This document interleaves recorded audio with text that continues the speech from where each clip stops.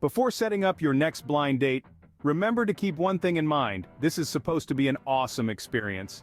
In this struggle between modern and traditional courtship values, one trending video about a woman's displeasure about being taken to the Cheesecake Factory has sparked a wildfire of discussions. Does a date need to be pricey to be deemed valuable? Allow me to make it clear: take your date somewhere within your budget.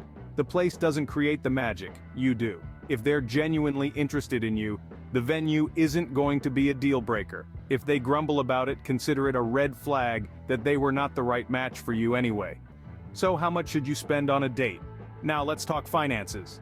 Considering the median American income is about 52 grand, after tax and average rent, you're left with around 11 grand, or about $916 a month. Deduct from that your grocery bills, vehicular expenses, utilities, personal maintenance. Well, you get the drift. Your budget is taking a hit faster than the Death Star in Star Wars.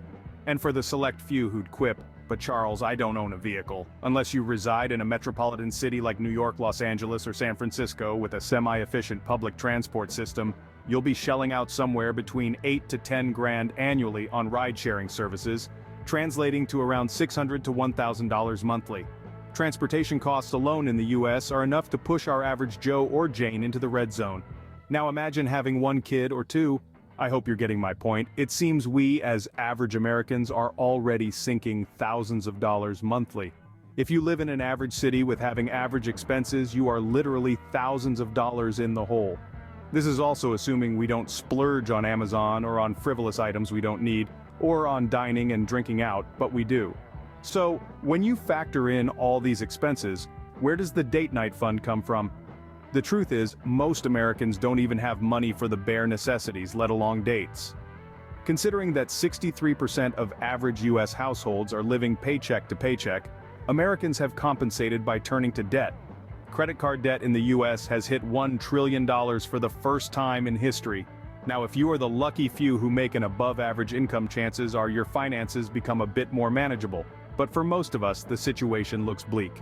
With this information in mind, we can draw a few conclusions to your approach on dating and your personal finances. Americans are simply not earning enough to afford the costs of dating, let alone to live comfortably.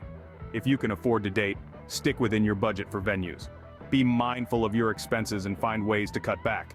Advocate for an increase in minimum wage in your state.